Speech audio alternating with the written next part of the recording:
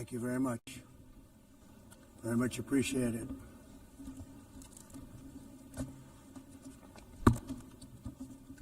And I don't mind making this speech without a teleprompter, because the teleprompter is not working.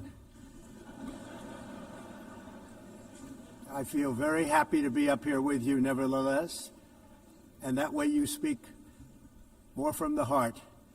I can only say that whoever's operating this teleprompter is in big trouble.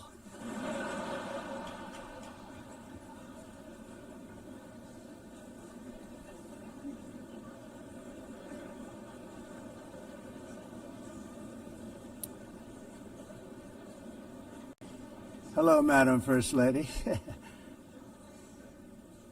Thank you very much for being here. And Madam President, Mr. Secretary General, First Lady of the United States, distinguished delegates, ambassadors, and world leaders. 6 years have passed since I last stood in this grand hall and addressed a world that was prosperous and at peace in my first term. Since that day, the guns of war have shattered the peace I forged on 2 continents. An era of calm and stability gave way to one of the great crises of our time. And here in the United States, 4 years of weakness, lawlessness, and radicalism under the last administration delivered our nation into a repeated set of disasters. 1 year ago, our country was in deep trouble, but today, just 8 months into my administration, we are the hottest country anywhere in the world, and there is no other country even close. America is blessed with the strongest economy, the strongest borders, the strongest military, the strongest friendships, and the strongest spirit of any nation on the face of the earth. This is indeed the golden age of America. We are rapidly reversing the economic calamity we inherited from the previous administration, including ruinous price increases and record-setting inflation like we've never had before. Under my leadership, energy costs are down, gasoline prices are down, grocery prices are down, mortgage rates are down, and inflation has been defeated. The only thing that's up is the stock market, which just hit a record high. In fact, it hit a record high 48 times in the last short period of time. Growth is surging, manufacturing is booming. The stock market, as I said, is doing better than it's ever done. And all of you in this room benefit by that, almost everybody. And importantly, workers' wages are rising at the fastest pace in more than 60 years. And that's what it's all about, isn't it? In 4 years of President Biden, we had less than $1 trillion of new investment into the United States. In just 8 months since I took office, we have secured commitments and money already paid for $17 trillion. Think of it, 4 years, less than $1 trillion, 8 months, much more than $17 trillion is being invested in the United States, and it's now pouring in from all parts of the world. We've implemented the largest tax cuts in American history and the largest regulation cuts in American history, making this once and again the best country on earth to do business. And many of the people in this room are investing in America, and it's turned out to be an awfully good investment during this 8-month period. In my first term, I built the greatest economy in the history of the world. We had the best economy ever, history of the world. And I'm doing the same thing again, but this time it's actually much bigger and even better. The numbers far surpass my record-setting first term. On our southern border, we have successfully repelled a colossal invasion, and for the last 4 months, and that's 4 months in a row, the number of illegal aliens admitted and entering our country has been 0. Hard to believe.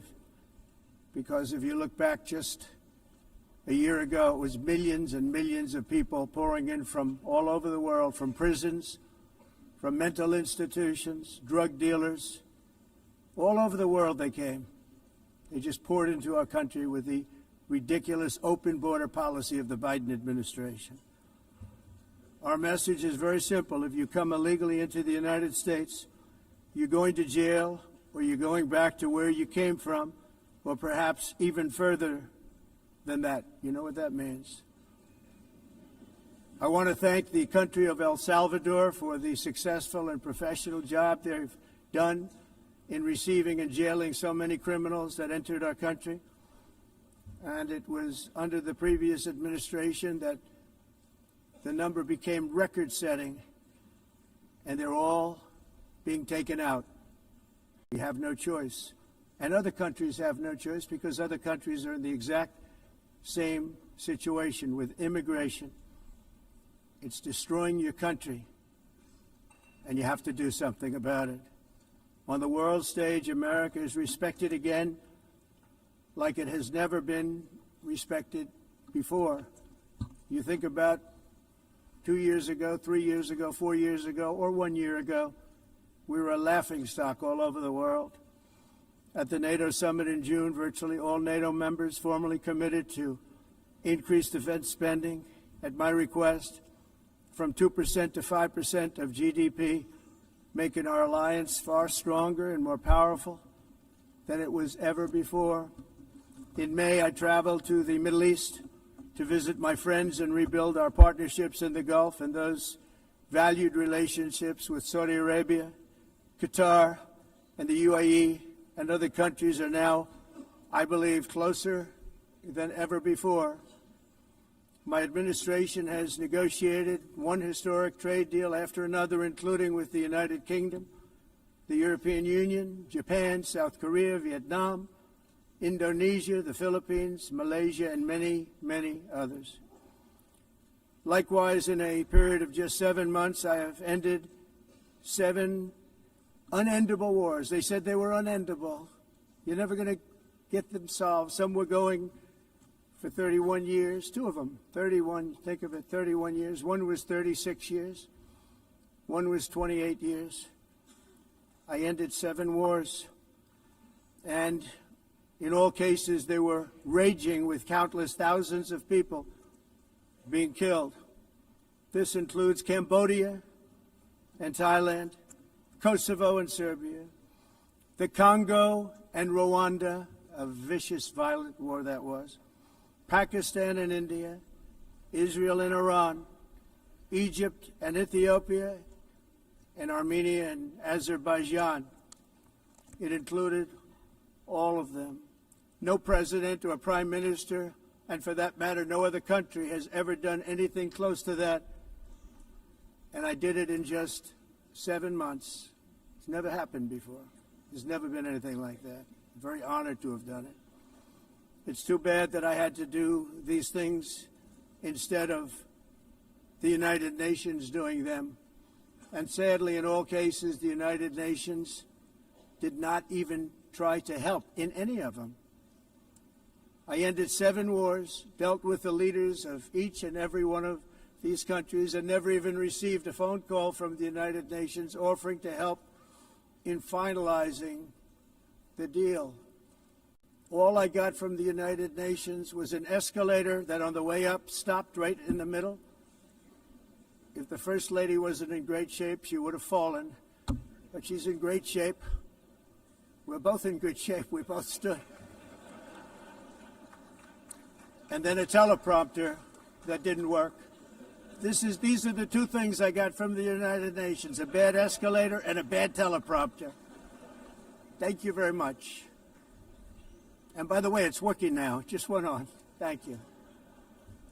I think I should just do it the other way. It's easier. Thank you very much.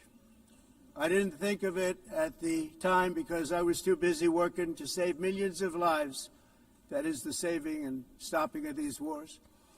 But later I realized that the United Nations wasn't there for us. They weren't there. I thought of it really after the fact, not during these negotiations, which were not easy.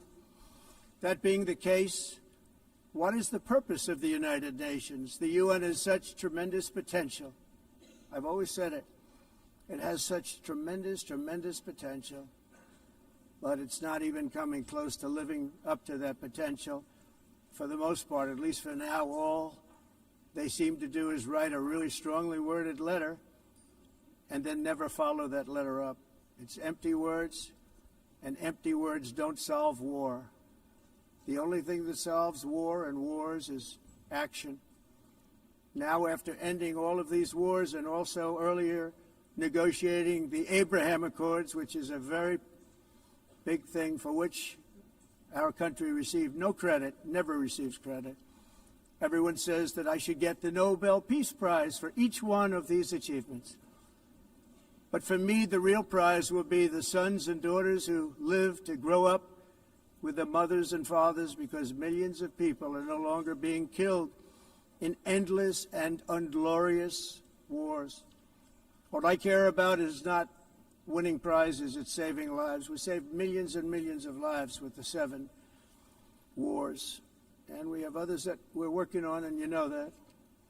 Many years ago, a very successful real estate developer in New York, known as Donald J. Trump, I bid on the renovation and rebuilding of this very United Nations complex. I remember it so well.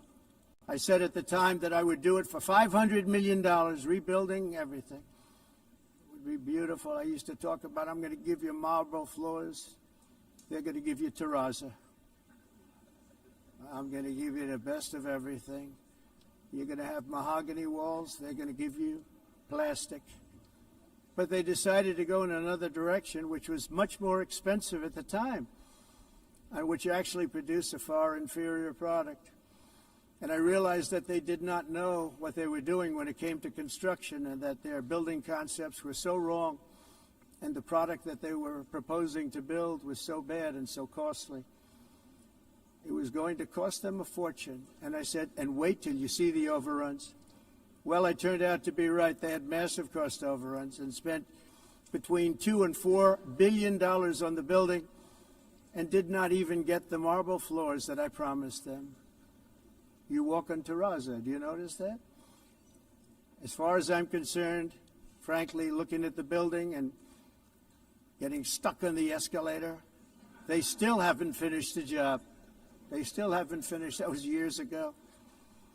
The project was so corrupt that Congress actually asked me to testify before them on the tremendous waste of money, because it turned out that they had no idea what it was, but they knew it was anywhere between $2 and $4 billion as opposed to $500 million with a guarantee. But they had no idea, and I said it cost much more than $5 billion. Unfortunately, many things in the United Nations are happening just like that, but on an even much bigger scale, much, much bigger. Very sad to see.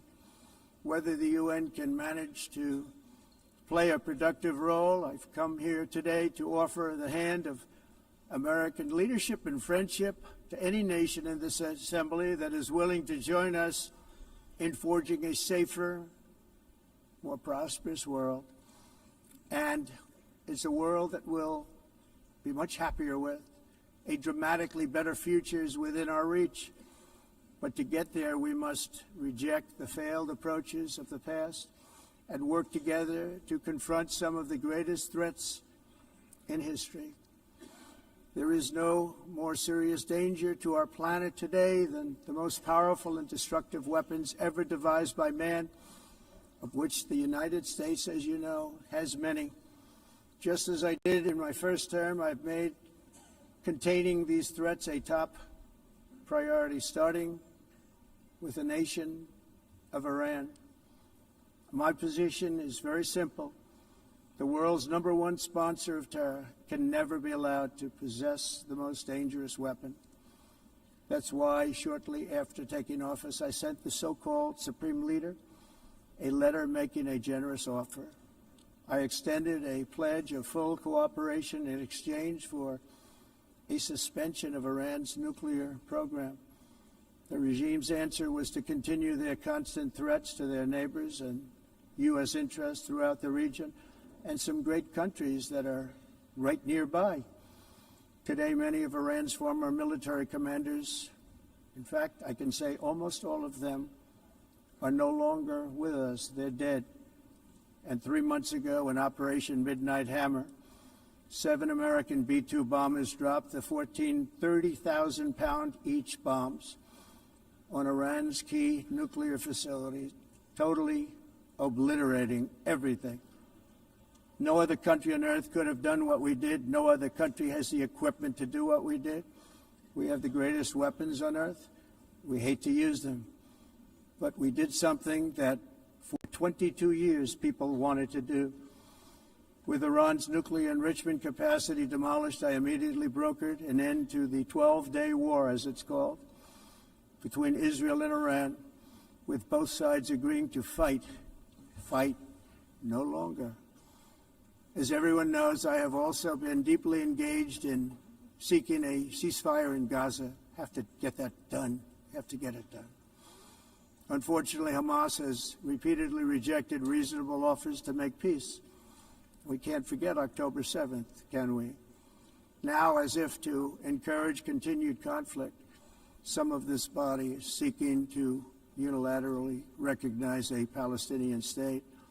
The rewards would be too great for Hamas terrorists for their atrocities. This would be a reward for these horrible atrocities, including October 7th, even while they refuse to release the hostages or accept a ceasefire. Instead of giving to Hamas and giving so much, because they've taken so much, they have taken so much. This could have been solved so long ago. But instead of giving in to Hamas's ransom demands, those who want peace should be united with one message: release the hostages now. Just release the hostages now.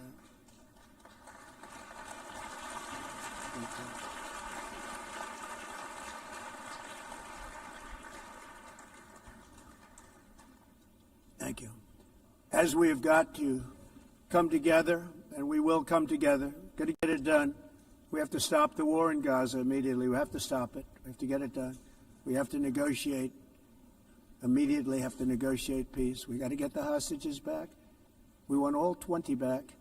We don't want 2 and 4. As you know, I got, along with Steve Witkoff and others that helped us, Marco Rubio, we got most of them back.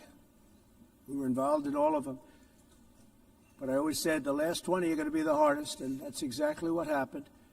We have to get them back now. We don't want to get back 2, and then another 2, and then 1, and then 3. Have this process. No, we want them all back, and we want the actually 38 dead bodies back, too. Those parents came to me, and they want them back, and they want them back very quickly and very badly. As though they were alive, they want them. They want them every bit as much as if their son or daughter were alive. I've also been working relentlessly, stopping the killing in Ukraine. I thought that would be, of the 7 wars that I stopped, I thought that would be the easiest because of my relationship with President Putin, which had always been a good one. I thought that was going to be the easiest one. But, you know, in war, you never know what's going to happen. There are always lots of surprises, both good and bad. Everyone thought Russia would win this war in 3 days, but it didn't work out that way. It was supposed to be just a quick little skirmish. It's not making Russia look good. It's making them look bad. No matter what happens from here on out, this was something that should have taken a matter of days, certainly less than a week. And they've been fighting for 3.5 years and killing anywhere from 5,000 to 7,000 young soldiers, mostly soldiers, on both sides, every single week, from 5,000 to 7,000 dead young people, and some in cities, much smaller numbers, where rockets are shot, where drones are dropped. This war would never have started if I were president. This was a war that should have never happened.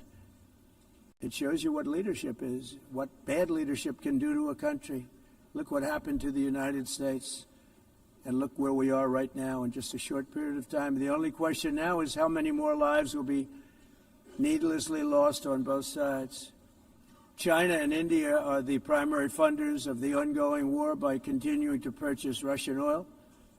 But inexcusably, even NATO countries have not cut off much Russian energy and Russian energy products, which, as you know, I found out about 2 weeks ago, and I wasn't happy. Think of it. They're funding the war against themselves. Who the hell ever heard of that one? In the event that Russia is not ready to make a deal to end the war, then the United States is fully prepared to impose a very strong round of powerful tariffs, which would stop the bloodshed, I believe, very quickly. But for those tariffs to be effective, European nations, all of you are gathered here right now, would have to join us in adopting the exact same measures. I mean, you're much closer to this. We have an ocean in between. You're right there.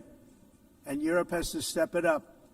They can't be doing what they're doing. They're buying oil and gas from Russia while they're fighting Russia. It's embarrassing to them, and it was very embarrassing to them when I found out about it, I can tell you that. They have to immediately cease all energy purchases from Russia. Otherwise, we're all wasting a lot of time. So I'm ready to discuss this. We're going to discuss it today with the European nations, all gathered here. I'm sure they're thrilled to hear me speak about it, but that's the way it is. I like to speak my mind and speak the truth. As we seek to reduce the threat of dangerous weapons today, I'm also calling on every nation to join us in ending the development of biological weapons once and for all. And biological is terrible, and nuclear is even beyond, and we include nuclear in that.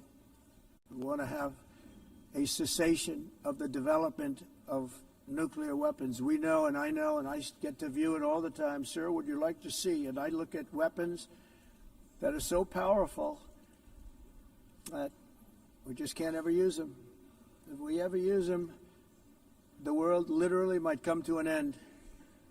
There would be no United Nations to be talking about. There would be no nothing. Just a few years ago, reckless experiments overseas gave us a devastating global pandemic. Yet despite that worldwide catastrophe, many countries are continuing extremely risky research into bioweapons and man-made pathogens. This is unbelievably dangerous. To prevent potential disasters, I'm announcing today that my administration will lead an international effort to enforce biological weapons convention, which is going to be meeting with the top leaders of the world by pioneering an AI verification system that everyone can trust. Hopefully the UN can play a constructive role, and it will also be one of the early projects under AI. Let's see how good it is, because a lot of people are saying it could be one of the great things ever, but it also can be dangerous, but it can be put to tremendous use and tremendous good, and this would be an example of that. Not only is the UN not solving the problems it should, too often, it's actually creating new problems for us to solve. The best example is the number one political issue of our time, the crisis of uncontrolled migration. It's uncontrolled. Your countries are being ruined. The United Nations is funding an assault on Western countries and their borders. In 2024, the UN budgeted $372 million in cash assistance to support an estimated 624,000 migrants journeying into the United States. Think of that. The UN is supporting people that are illegally coming into the United States, and then we have to get them out. The UN also provided food, shelter, transportation, and debit cards to illegal aliens. Can you believe that? On the way to infiltrate our southern border. Millions of people came through that southern border. Just a year ago, millions and millions of people were pouring in, 25 million altogether over the 4 years of the incompetent Biden administration. And now we have it stopped, totally stopped. In fact, they're not even coming anymore because they know they can't get through.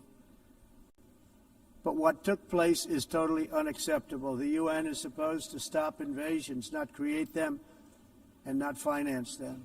In the United States, we reject the idea that mass numbers of people from foreign lands can be permitted to travel halfway around the world, trample our borders, violate our sovereignty, cause unmitigated crime, and deplete our social safety net.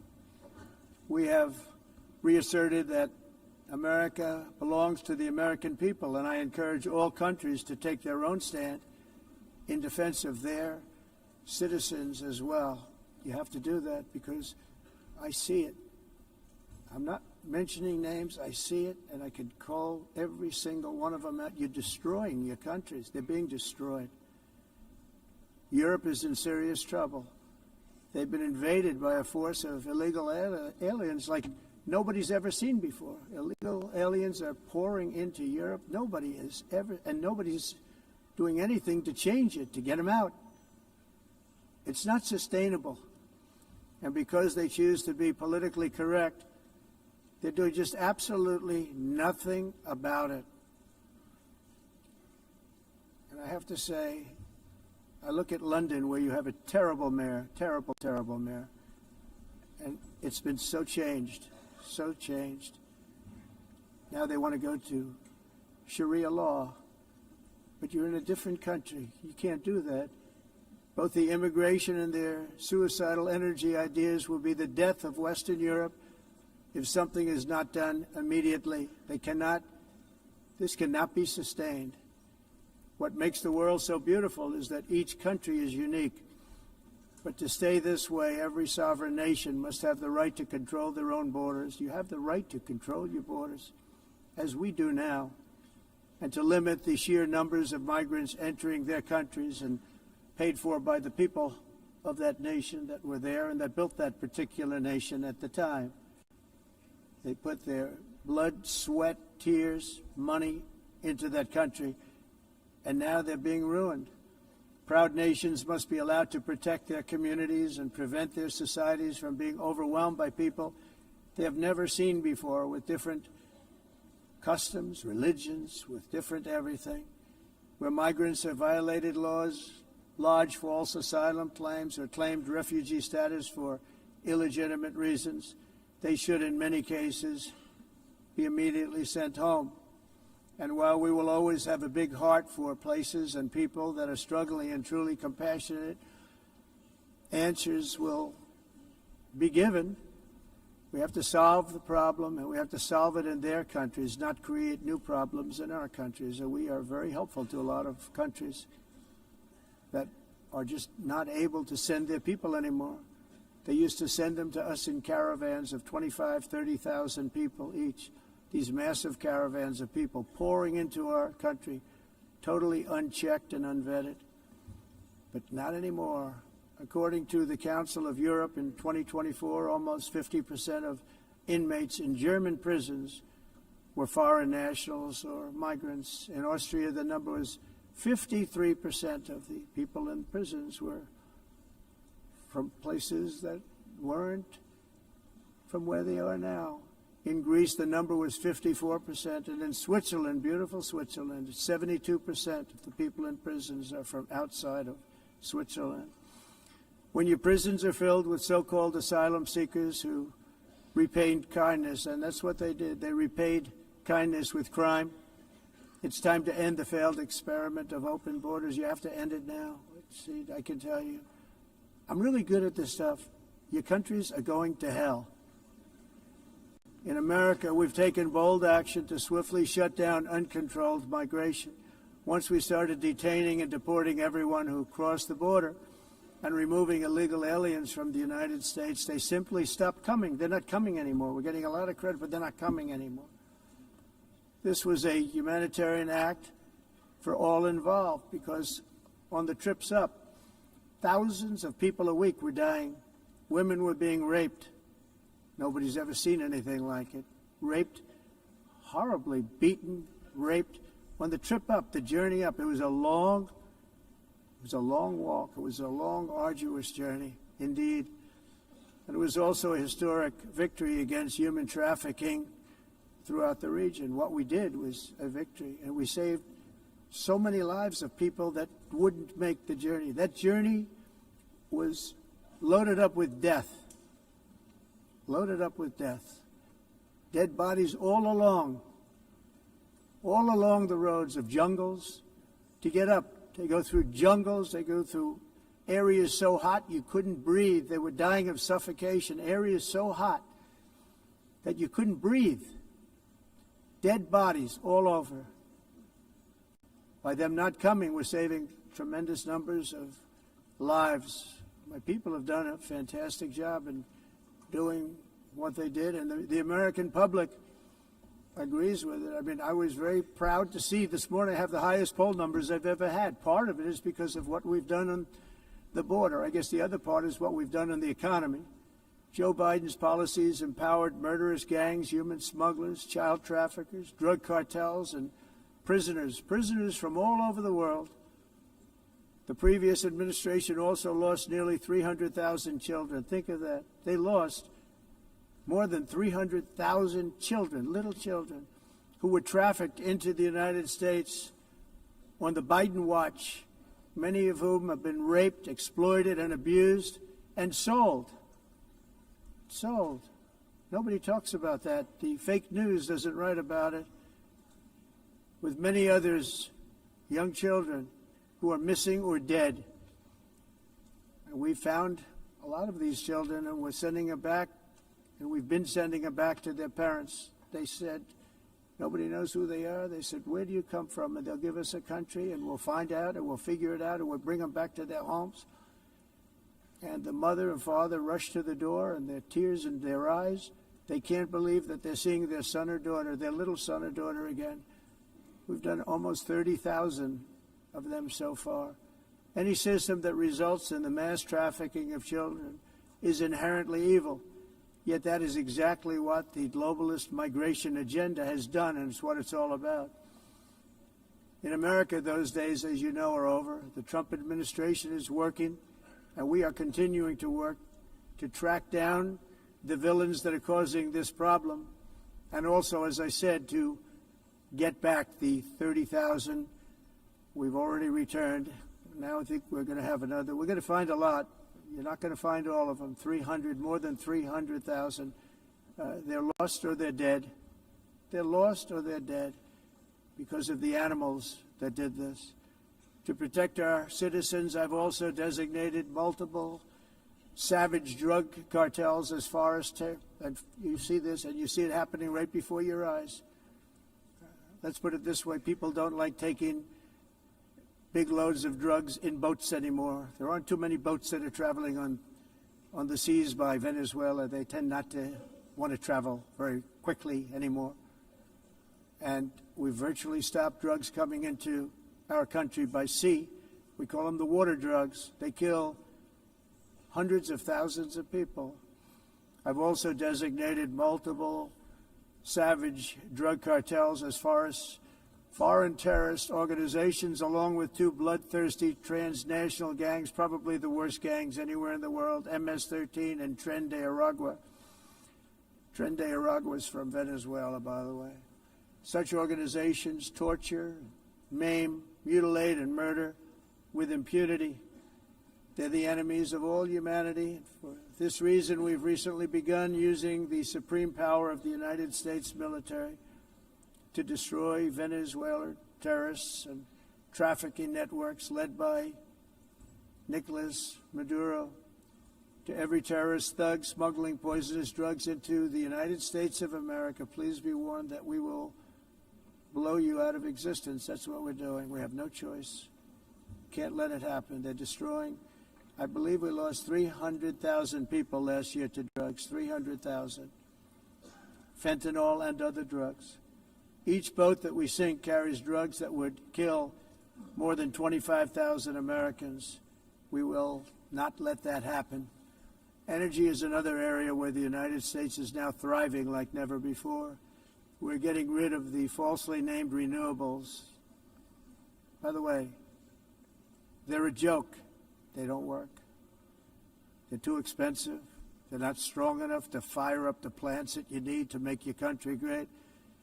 The wind doesn't blow. Those big windmills are so pathetic and so bad, so expensive to operate. And they have to be rebuilt all the time, and they start to rust and rot most expensive energy ever conceived, and it's actually energy. You're supposed to make money with energy, not lose money. You lose money, the governments have to subsidize. You can't put them out without massive subsidies. And most of them are built in China, and I give China a lot of credit. They build them, but they have very few wind farms. So why is it that they build them and they send them all over the world, but they barely use them? You know what they use? Coal. They use gas. They use almost anything, but they don't like wind. But they sure as hell like selling the windmills. Europe, on the other hand, has a long way to go, with many countries being on the brink of destruction because of the green energy agenda. And I give a lot of credit to Germany.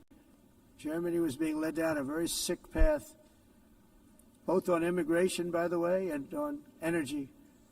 They were going green, and they were going bankrupt. And the new leadership came in, and they went back to where they were, with fossil fuel and with nuclear, which is good. It's now safe. You can do it properly. But they went back to where they were, and they opened up a lot of different plants, energy-producing plants, and they're doing well. I give Germany a lot of credit for that. They've said this is a disaster, what's happening. They were going all green. All green is all bankrupt. That's what it represents. And it's not politically correct. I'll be very badly criticized for saying it, but I'm here to tell the truth. I don't care. It doesn't matter to me. I'm in New York City. I'm feeling a lot safer. Crime, we're getting crime down. And by the way, speaking of crime, Washington, D.C. was the crime capital of America. Now it's after 12 days, it's a totally safe city. Everyone's going out to dinner. They're going out to restaurants. Your wife can walk down the middle of the street with or without you. Nothing's going to happen. My people have done a fantastic job. And yes, I called in the National Guard, and the National Guard took care of business. And they weren't politically correct, but they took care of business. We got 1,700 career criminals out, brought them back to where they came from, the countries where they came from, or put them in jails. Washington, D.C. is now a totally safe city again, and I welcome you to come. In fact, we'll have dinner together at a local restaurant, and we'll be able to walk. We don't have to go by an armor-plated vehicle. We'll walk right over there from the White House.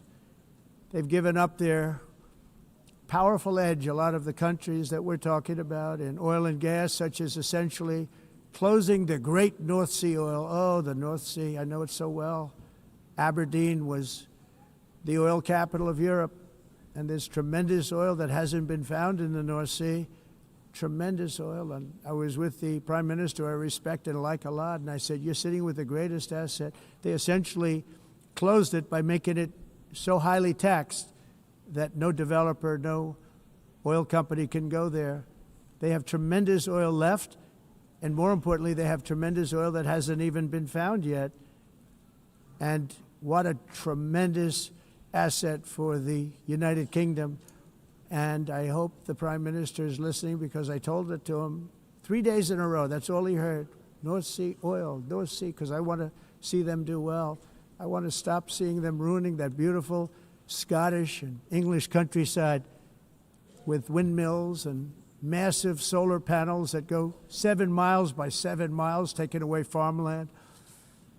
But we're not letting this happen in America. In 1982, the executive director of the United Nations Environmental Program predicted that by the year 2000, climate change would cause a global catastrophe. He said that it will be irreversible, as any nuclear holocaust would be. This is what they said at the United Nations. What happened? Here we are. Another UN official stated in 1989 that within a decade, entire nations could be wiped off the map by global warming. Not happening. You know, it used to be global cooling. If you look back years ago in the 1920s and the 1930s, they said, global cooling will kill the world. We have to do something. Then they said global warming will kill the world. But then it started getting cooler, so now they could just call it climate change, because that way they can't miss. It's climate change. Because if it goes higher or lower, whatever the hell happens, there's climate change. It's the greatest con job ever perpetrated on the world, in my opinion. Climate change, no matter what happens, you're involved in that. No more global warming, no more global cooling. All of these predictions made by the United Nations and many others, often for bad reasons, were wrong. They were made by stupid people that have cost their countries fortunes and given those same countries no chance for success. If you don't get away from this green scam, your country is going to fail. And I'm really good at predicting things, you know. They actually said during the campaign they had a hat, the best-selling hat. Trump was right about everything. And I don't say that in a braggadocious way, but it's true. I've been right about everything. And I'm telling you that if you don't get away from the green energy scam, your country is going to fail. And if you don't stop people that you've never seen before, that you have nothing in common with, your country is going to fail. I'm the President of the United States, but I worry about Europe. I love Europe. I love the people of Europe. And I hate to see it being devastated by energy and immigration. This double-tailed monster destroys everything in its wake, and they cannot let that happen any longer. You're doing it because you want to be nice. You want to be politically correct, and you're destroying your heritage. They must take control strongly and immediately of the unmitigated immigration disaster and the fake energy catastrophe before it's too late. The carbon footprint is a hoax made up by people with evil intentions, and they're heading down a path of total destruction. You know, the carbon footprint was a big, big thing a few years ago. I remember hearing about the carbon footprint, and then President Obama would get into Air Force One, a massive Boeing 747, and not a new one, an old one with old engines that spew everything into the atmosphere. He'd talk about the carbon footprint, we must do so. Then he'd get in and he'd fly from Washington to Hawaii to play a round of golf. And then he'd get back onto that big, beautiful plane and he'd fly back and he'd talk about, again, global warming and the carbon footprint. It's a con job. At extreme cost and expense, Europe reduced its own carbon footprint by 37%. Think of that.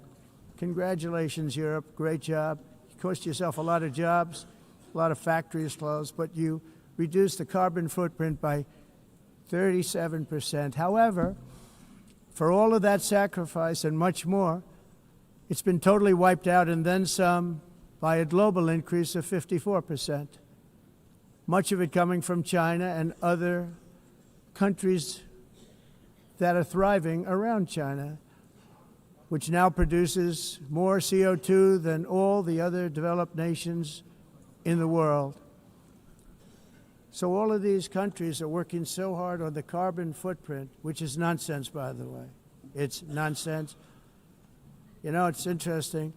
In the United States, we have still radicalized environmentalists, and they want the factories to stop. Everything should stop. No more cows. We don't want cows anymore. I guess they want to kill all the cows. They want to do things that are just unbelievable, and you have it too. But you know, we have a border, strong, and we have a shape, and that shape doesn't just go straight up. That shape is amorphous when it comes to the atmosphere. And if we had the most clean air, and I think we do, we have very clean air. We have the cleanest air we've had in many, many years. But the problem is that other countries, like China, which has air that's a little bit rough, it blows. And no matter what you're doing down here, the air up here tends to get very dirty because it comes in from other countries where their air isn't so clean. And the environmentalists refuse to acknowledge that. Same thing with garbage. In Asia, they dump much of their garbage right into the ocean. And over about a 1 week and 2 week journey, it flows right past Los Angeles. You've seen it. Massive amounts of garbage, almost too much to do anything about, flowing past Los Angeles, past San Francisco, and then somebody will get in trouble because he dropped a cigarette on the beach. The whole thing is crazy. The primary effect of these brutal green energy policies has not been to help the environment, but to redistribute manufacturing and industrial activity from developed countries that follow the insane rules that are put down to polluting countries that break the rules and are making a fortune. They're making a fortune.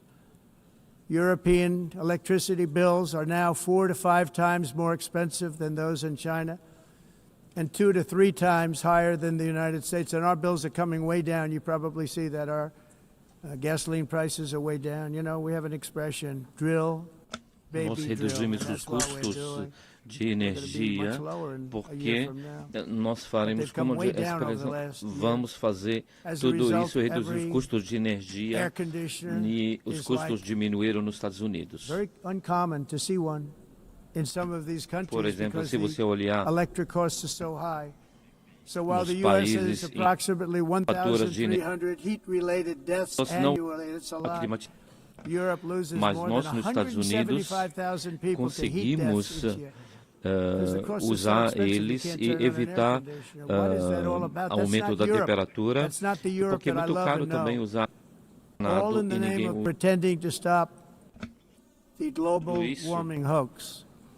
The entire globalist concept of asking successful industrialized nations to inflict pain on themselves and radically disrupt their entire societies must be rejected completely and totally, and it must be immediate. That's why in America I withdrew from the fake Paris Climate Accord, where, by the way, America was paying so much more than every country. Others weren't paying. China didn't have to pay until 2030. Russia was given an old standard that was easy to meet, a 1990 standard. But for the United States, we're supposed to pay like $1 trillion. And I said, this is another scam. The fact is, the United States has been taken advantage of by the world for many, many years, but not any longer, as you probably noticed. I unleashed massive energy production and signed historic executive orders to hunt for oil, but we don't have to do much hunting because we have the most oil of any nation anywhere, oil and gas in the world. And if you add coal, we have the most of any nation in the world. Clean, I call it clean, beautiful coal. You can do things today with coal that you couldn't have done 10 years ago, 15 years. So I have a little standing order in the White House. Never use the word coal, only use the words clean, beautiful coal. Sounds much better, doesn't it? But we stand ready to provide any country with abundant, affordable energy supplies if you need them, when most of you do. We're proudly exporting energy all over the world. We're now the largest exporter. In the United States, we want trade and robust commerce with all nations, everybody. We want to help nations. We're going to help nations. But it must also be fair and reciprocal. The challenge with trade is much the same with climate. The countries that followed the rules, all their factories have been plundered. It's really sad to watch. They've been broken. They've been broken by countries that broke the rules. That's why the United States is now applying tariffs to other countries, and much as these tariffs were for many years applied to us, uncontrollably applied to us. We've used tariffs as a defense mechanism under the Trump administration, including my first term, where hundreds of billions of dollars in tariffs were taken in. And by the way, we had the lowest inflation, and now we have very low inflation. The only thing different is that we have hundreds of billions of dollars flowing into our country. But this is how we will ensure that the system works for everyone and is sustainable into the future. We're also using tariffs to defend our sovereignty and security throughout the world, including against nations that have taken advantage of former U.S. administrations for decades, including the most corrupt, incompetent administration in history, the sleepy Joe Biden administration. Brazil now faces major tariffs in response to its unprecedented efforts to interfere in the rights and freedoms of our American citizens and others, with censorship, repression, weaponization, judicial corruption, and targeting of political critics in the United States. I have a little problem saying this because I must tell you, I was walking in and the leader of Brazil was walking out. We saw him and I saw him, he saw me, and we embraced. And then I'm saying, can you believe I'm going to be saying this in just 2 minutes? But we actually agreed that we would meet next week. We didn't have much time to talk, like about 20 seconds. They were in retrospect, I'm glad I waited because this thing didn't work out too well. But we did talk, we had a good talk, and we agreed to meet next week, if that's of interest. But he seemed like a very nice man, actually. He liked me, I liked him. But if you, and I only do business with people I like. When I don't like them, I don't like them. But we had, at least for about 39 seconds, we had excellent chemistry. It's a good sign. But also in the past, Brazil, can you believe this, unfairly tariffed our nation, but now because of our tariffs, we are hitting them back, and we're hitting them back very hard. As president, I will always defend our national sovereignty and the rights of American citizens. So I'm very sorry to say this, that Brazil is doing poorly and will continue to do poorly. They can only do well when they're working with us. Without us, they will fail, just as others have failed. It's true. Next year, the United States will celebrate the 250th anniversary of our glorious independence, a testament to enduring power and American freedom and spirit. We will also be proudly hosting the 2026 FIFA World Cup, and shortly thereafter, the 2028 Olympics, which is going to be very exciting. I hope you all come. I hope that countless people from all over the globe will take part of these will be great celebrations of liberty and human achievement, and that together we all can rejoice in the miracles of history that began in July 4th, 1776, when we founded the light to all nations. And it's something really that an amazing thing came out of that date. It's called the United States of America. In honor of this momentous anniversary, I hope that all countries who find inspiration in our example will join us in renewing our commitment, values, and those values, really, that we hold so dear together. Let us defend free speech and free expression. Let us protect religious liberty, including for the most persecuted religion on the planet today. It's called Christianity. And let us safeguard our sovereignty and cherish qualities that have made each of our nations so special, incredible, and extraordinary. In closing, I just want to repeat that immigration and the high cost of so-called green renewable energy is destroying a large part of the free world and a large part of our planet. Countries that cherish freedom are fading fast because of their policies on these two subjects. You need strong borders and traditional energy sources if you are going to be great again. Whether you have come from north or south, east or west, near or far, every leader in this beautiful hall today represents a rich culture, a noble history, and a proud heritage that makes each nation majestic and unique, unlike anything else in human history or any other place on the face of the earth.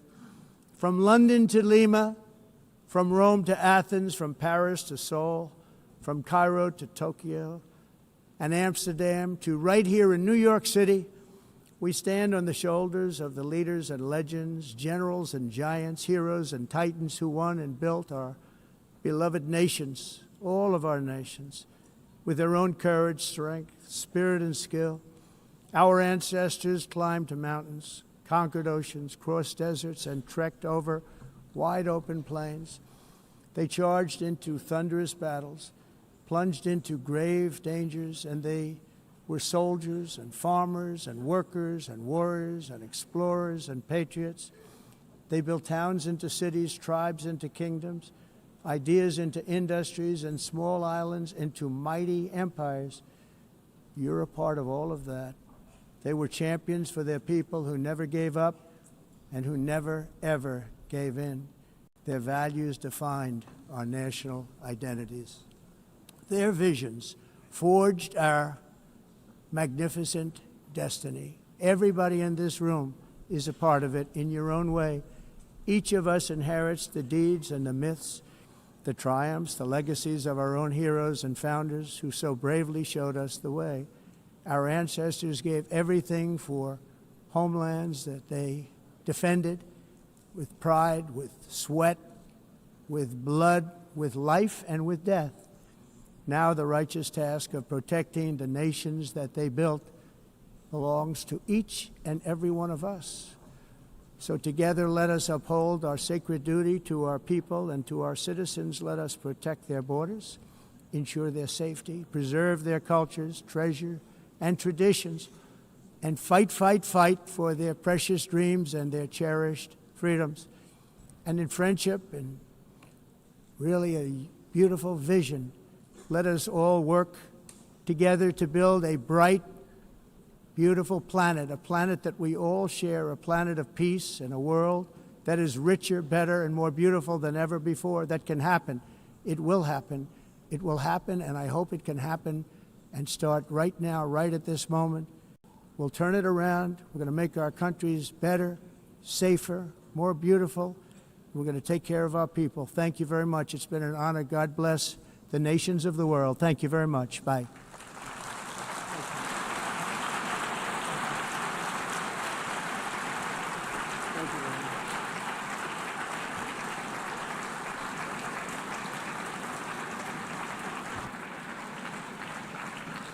On behalf of the Assembly, I wish to thank the President of the United States,